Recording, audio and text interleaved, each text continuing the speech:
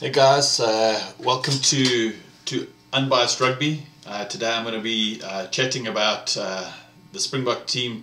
Obviously the two teams have come out for. I've just got the England team here in front of me, and I've just got the South African team here in front of me. I just did a quick run through the teams, just to count caps, who's on debut, and just work out the average caps for the sides. I know there's been a lot of talk that Eddie could have brought a much stronger team, but looking at the amount of caps that they have there, it's still a very, very impressive team. Of the starting 15, I think only 2 players have got under 10 caps. I know Henry Slade only has 10 caps, but I'm saying under 10 caps. So very, very good team. None of the starting 15 on debut. It's generally just the off the bench. Brad Shields was included. I didn't think that would happen for the first test, but I've got a feeling he's going to be brought on a lot quicker than we think.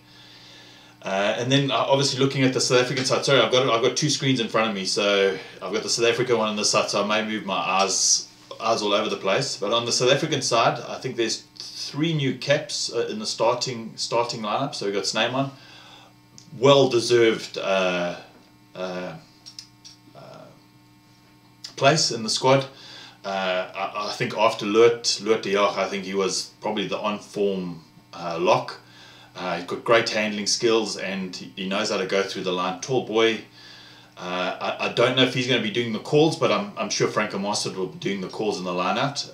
But a great jumper. So I expect good things from him. Then the other 2 are Sabu and Corsi. From my channel, a lot of people had suggested that he should be in the starting lineup. So big boy on the wing. So I think that's brilliant. And then Afia Deonti also on the other wing. So obviously both our wings are on debut. At least they got Willie Leroux to maybe bring a bit of stability.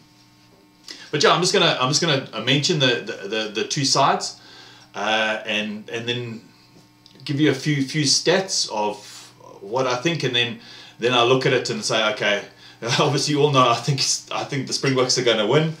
I don't know how they're going to pull it out of the bag, but I just have to go with my team. But let's go through the sides. So for the England team, we've got Maka Vunipola, Jamie George, Carl Sinclair, Mario Toji, Nick Isinkwe, Chris Robshaw, Tom Curry, like Tom Curry, Billy Vunipola, another player I like, Ben Youngs, George Ford, Mike Brown, Owen Farrell playing 12 and I think he's captain, Henry Slade, Johnny May and Elliot Daly. Now I just looked at the amount of caps that they have, and it comes into 512 caps in the starting 15, which is pretty good. It's averaging out at 34 caps per player. I think my maths is right.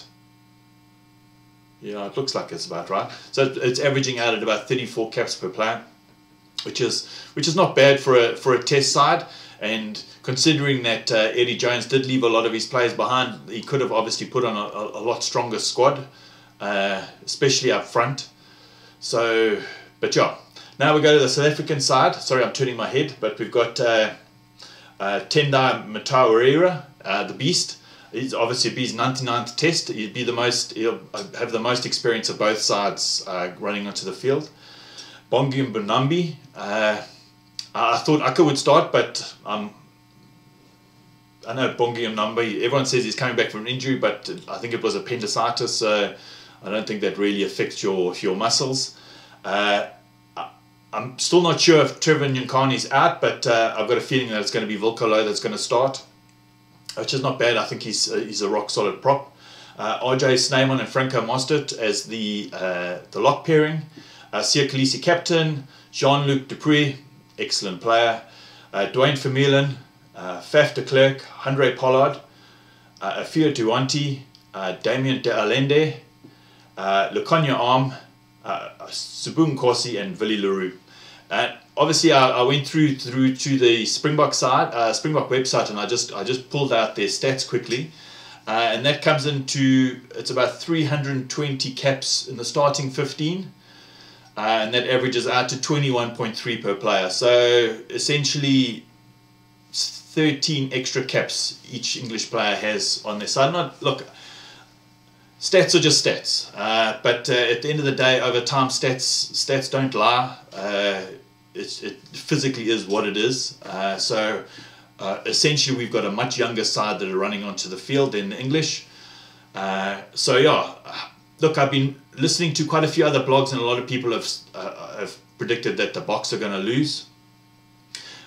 Coming back to that, look, if they lose, they lose. I'm looking at that side that's been selected, and I don't think we could have picked a better side. I don't think we could have.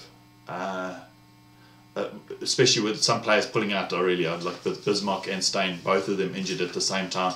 I think there's, I could be wrong, but I think it's a bit of club involvement there that they can't play. But yeah, looking at it, I think that most of the players there, almost all of them are on form.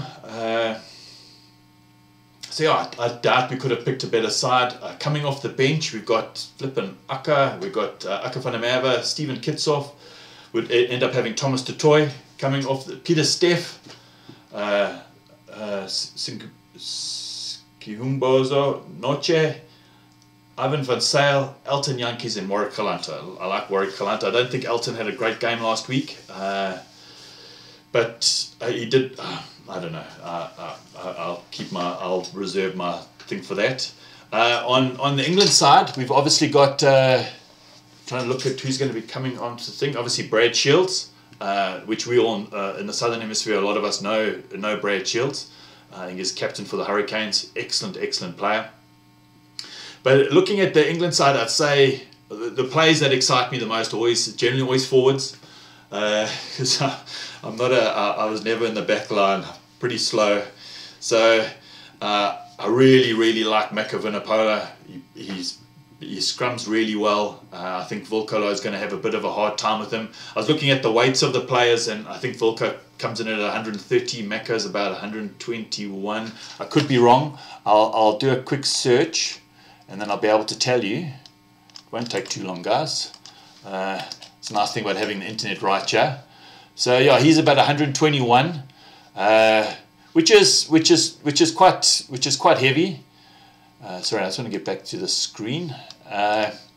So I think Volkolo is going to have a tough time at the office.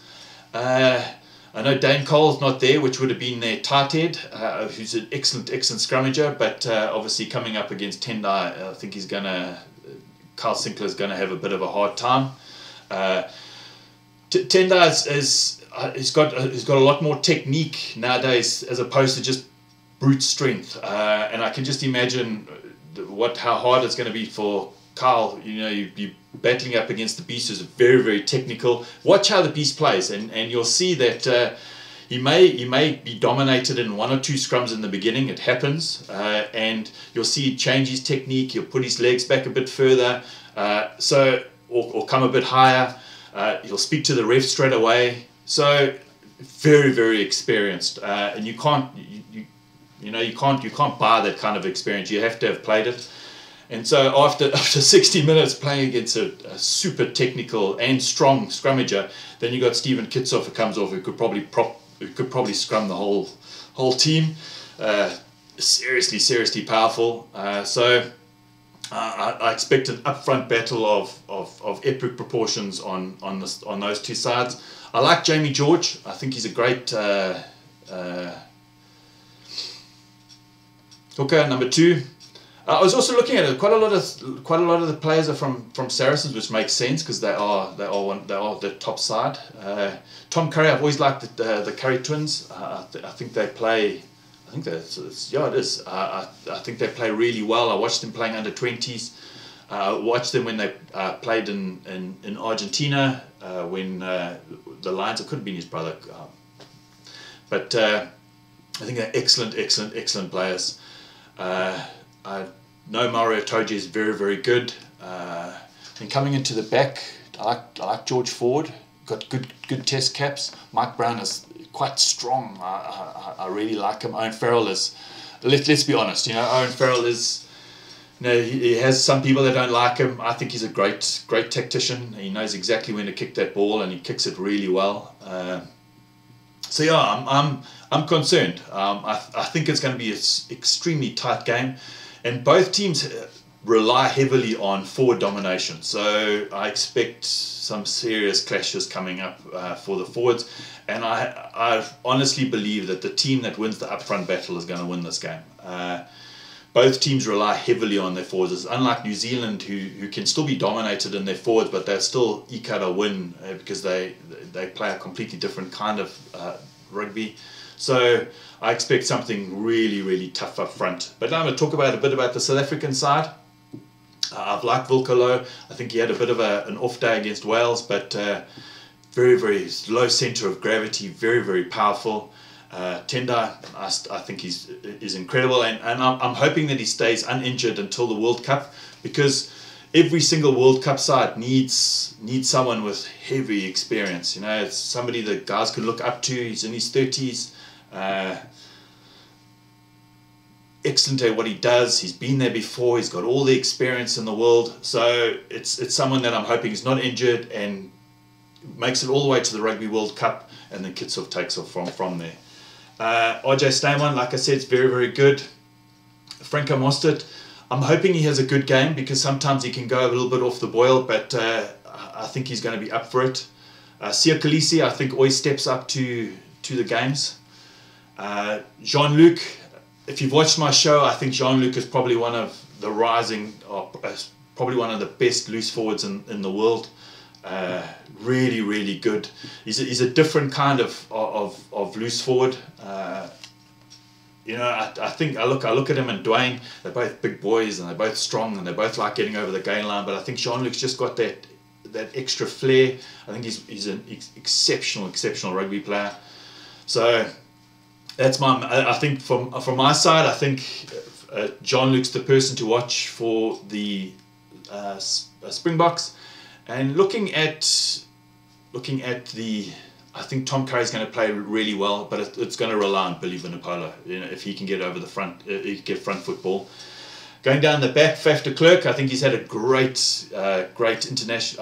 season in the UK, playing exceptional rugby, and he's been given a lot of responsibility there. The exit strategies in the Northern Hemisphere are completely different to the Southern Hemisphere. So a lot of the decisions are based on 9, a lot of the exits are based on 9. So I think you're going to bring that kind of experience to that he just didn't have before.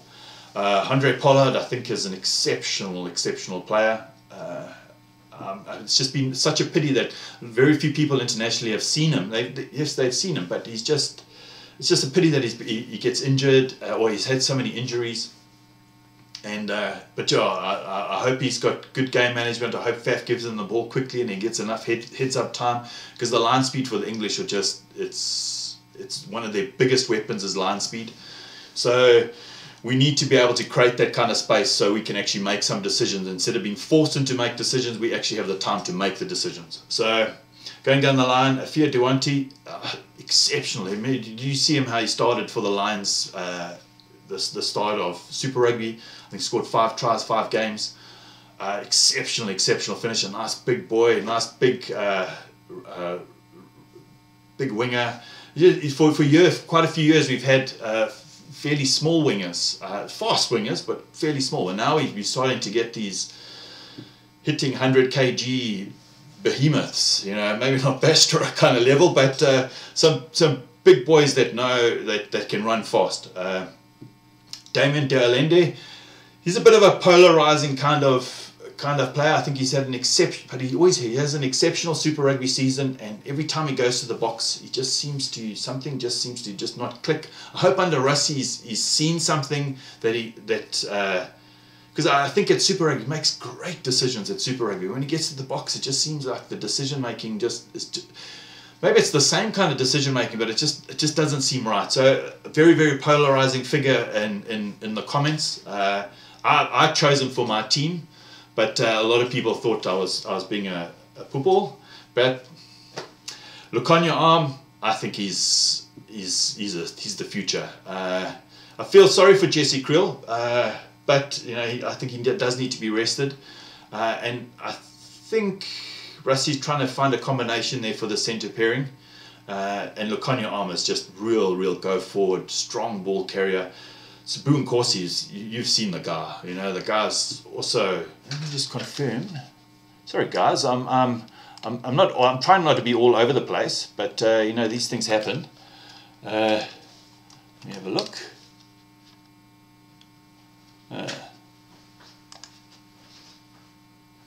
Yeah, big boy.